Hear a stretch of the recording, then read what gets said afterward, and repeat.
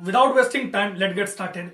Today I am going to teach you class 12th English Vistas chapter number 3, Journey to the End of Earth. At the end of the chapter, we will discuss about some important question and answer which is important for your board exam.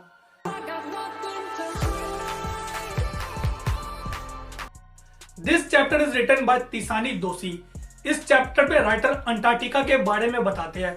Writer हम सभी लोगों को बताते हैं कि हम सभी लोगों को लैंड से रिलेटेड अपना पास्ट और अपना फ्यूचर का हर वो जवाब हम लोगों को अंटार्कटिका में मिल जाए. यह जो चैप्टर है इसमें क्लास 9th और क्लास 10th के कुछ ज्योग्राफी के टॉपिक वगैरह पढ़ने को मिलेंगे. तो इस वीडियो को आप लोग स्किप मत कीजिएगा और बिल्कुल ही ध्यान से पढ़िएगा. यह चैप्टर की स्टार्टिंग होती है राइटर से. राइटर एक बार रिसर्च करने के लिए अंटार्कटिका जाते हैं. राइटर जो है वो एक रशियन रिसर्च शिप से रिसर्च के लिए अंटार्कटिका जाते हैं और उनका जो शिप होता है वो स्टार्ट होता है चेन्नई से और उन सभी लोगों को अंटार्कटिका जाने में 100 घंटा लगता है. राइटर को चेन्नई से अंटार्कटिका जाने में बहुत ऐसे चीज देखने को मिलते हैं जिसमें 9 टाइम जोन, 6 चेक पॉइंट और 3 वाटर बॉडीज उन लोगों को देखने को मिलते हैं जिसमें इंडियन ओशियन, अटलांटिक ओशियन और सडान ओशियन और 3 इकोस्फीयर भी पार करने पड़ते हैं.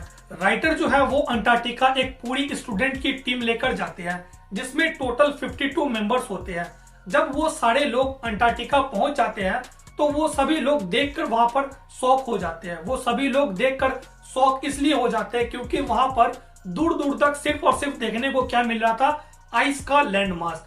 वो सभी लोग देख रहे थे कि यहाँ पर बहुत ही ज्यादा शांति है और यहाँ पर ना कोई प्लांट्स है ना कोई यहाँ पर एनिमल्स वगैरह यहाँ पर पाए जाते हैं क्योंकि अंटार्कटिका जो है वर्ल्ड का 5th लार्जेस्ट कॉन्टिनेंट है. वहां के जो सारे बच्चे लोग जो देखते हैं वो सभी लोग देखकर शॉक हो जाते हैं कि यहाँ पर बिल्कुल सुनसान सा कुछ नहीं है, सिर्फ और सिर्फ यहाँ पर क्या है, बर्फ ही बर्फ हम लोगों को देखने को मिलता है. यह सारा चीज देखकर जो राइटर होता है वह मन ही मन सोचता है कि अंटार्कटिका जो है एक टाइम में गोंडवाना का पार्ट हुआ करता था. एक टाइम में इंडिया और अंटार्कटिका यह दोनों का दोनों जो है वो गोंडवाना लैंड का पार्ट हुआ करता था. अब देखिए राइटर जो है वो गोंडवाना लैंड के बारे में बताते हैं. आज से 650 साल पहले जो हमारा वर्ल्ड है वह 2 पार्ट में डिवाइडेड था.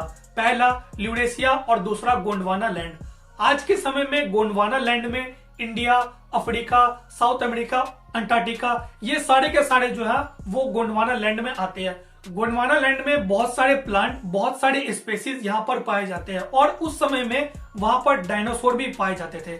और बाद में यह जो गोंडवाना लैंड है यह मल्टीपल पार्ट्स में डिवाइडेड होता गया. जैसे कि इंडिया एशिया में चला आया, अफ्रीका ऊपर की ओर चला आया, साउथ अमेरिका नॉर्थ अमेरिका में चला आया और ये जो अंटार्कटिका जो होता है वो नीचे साउथ पोल की ओर चला आया. नीचे साउथ पोल की ओर आने की वजह से यहाँ पर कोल्ड करंट होते हैं. कोल्ड करंट के कारण यहाँ पर बहुत ही ज्यादा ठंडा होता है और यहाँ पर जो पानी वगैरह होते हैं वो बर्फ में कन्वर्ट हो जाता है. अब देखिए जिस जगह पर सिर्फ और सिर्फ बर्फ ही बर्फ है उस जगह पर कोई ह्यूमन वगैरह रहेंगे नहीं, तो जिस कारण से अंटार्कटिका में कोई ह्यूमंस वगैरह नहीं रहते थे. अब राइटर जो है वो अंटार्कटिका के कुछ इंपॉर्टेंस वगैरह के बारे में बताते हैं कि अंटार्कटिका में ना कोई प्लांट्स वगैरह है ना कोई एनिमल्स वगैरह, एक मतलब लैंड मास जहां पर कोई लिविंग ऑर्गेनिज्म रहता ही नहीं है, सिर्फ और सिर्फ वहां पर बर्फ ही बर्फ है. तो राइटर ये सब चीजों के बारे में बताते हैं.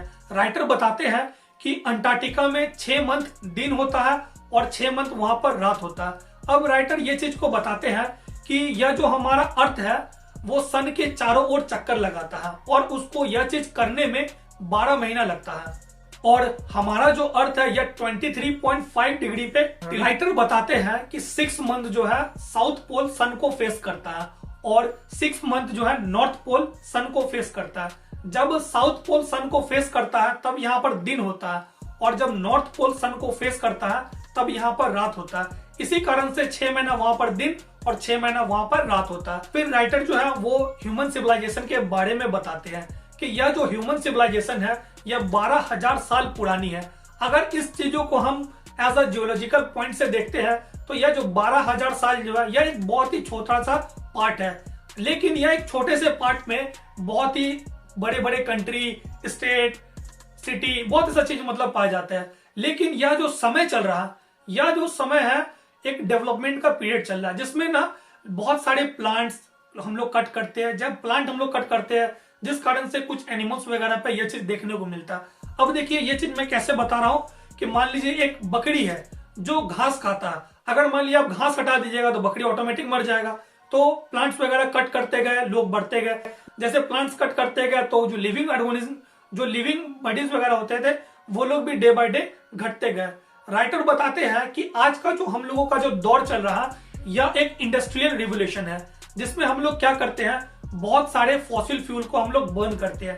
जब हम लोग फॉसिल फ्यूल को बर्न करते हैं तो उससे कार्बन डाइऑक्साइड रिलीज करता है, जिससे हमारा एटमॉस्फेयर खराब होता है और हमारा ओजोन लेयर बढ़ने लगता है। और यह जो कार्बन डाइऑक्साइड जब बढ़ने लगता है तब ग्रीन हाउस इफेक्ट का निर्माण होता है। अब देखिए ग्रीन हाउस इफेक्ट क्या होता है। ग्रीन हाउस इफेक्ट का मतलब होता है जब सन का रे हमारी अर्थ पर पड़ती है तो जो हीट होती है उसको यह बाहर नहीं जाने देता, लेकिन जब यह गैस जो होता है वो एक्सेसिव अमाउंट में जब बढ़ जाता है तो यह जो हीट होता है वो बढ़ने लगता है। जब वो अर्थ के अंदर का जो हीट होता है वो जो से ज्यादा जब बढ़ जाता है तो एटमॉस्फेयर का जो टेम्परेचर होता है वो टेम्परेचर बढ़ जाता है। जैसे एटमॉस्फेयर का टेम्परेचर बढ़ जाता है तो वो जो ग्लेशियर वगैरह जो होते हैं वो ग्लेशियर पिघलने लगते हैं।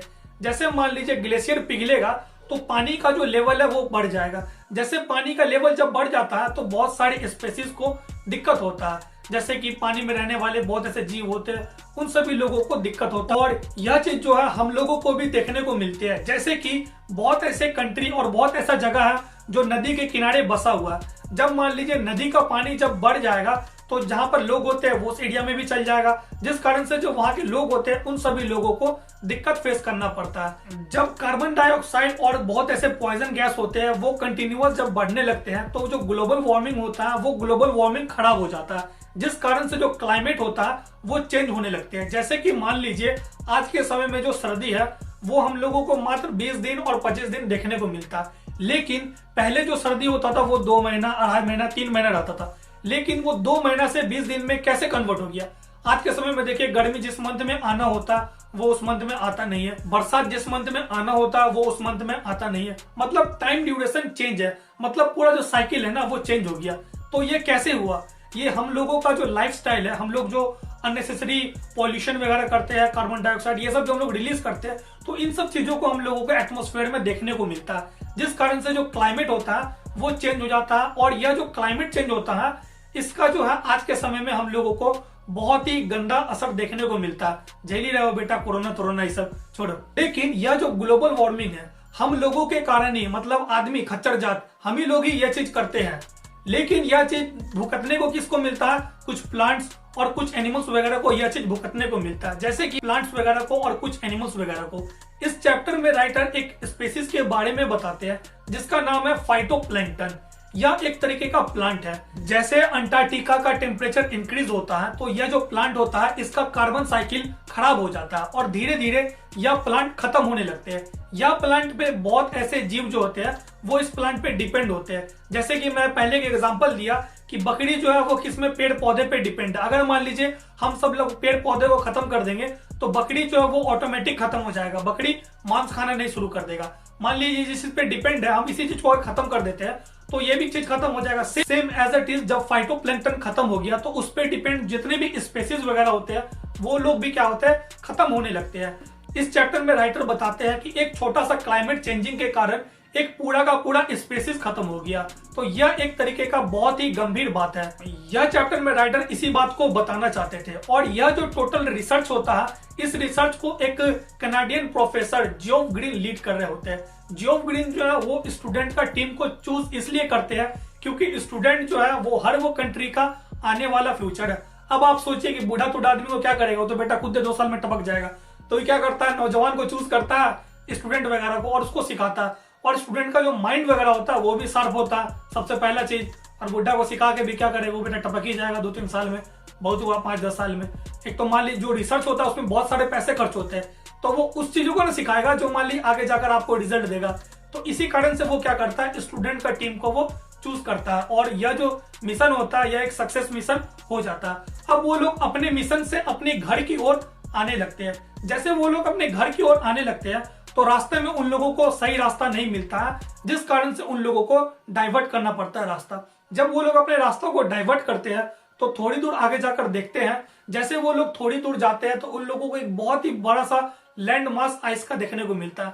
तो वो जो प्रोफेसर है वो क्या कहते हैं कि आप सभी बच्चे लोग एक बार इसके ऊपर खड़े होइए।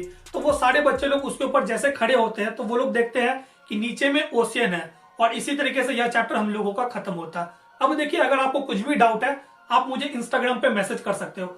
अब देखिए, इस चैप्टर से रिलेटेड कुछ इंपॉर्टेंट क्वेश्चन एंड आंसर मैं आप लोगों को बता दे रहा हूँ। यह चीज आप लोगों को एग्जाम में पूछे जाते हैं। देखिए क्वेश्चन कैसे कैसे आप लोगों को पूछ सकते हैं। क्वेश्चन नंबर 1, राइटर इस चैप्टर में कौन से स्पेसीज के बारे में बताते हैं और वो स्पेसीज क्यों घटता है? तो इसका आंसर होगा, राइटर इस चैप्टर में फाइटोप्लैंक्टन के बारे में बताते हैं। जब अंटार्कटिका और हम लोगों का जो ग्लोबल वार्मिंग होता है यह जब बढ़ने लगता है तो इसका जो कार्बन साइकिल होता है यह खराब हो जाता है। जैसे यह कार्बन साइकिल खराब हो जाता है तो यह मरने लगता है। क्वेश्चन नंबर 2, जॉफ ग्रीन जो है वो कहाँ के थे और उन्होंने स्टूडेंट का टीम को क्यों चूज किया? तो इसका आंसर होगा, जॉफ ग्रीन जो थे वो एक कनाडियन प्रोफेसर थे।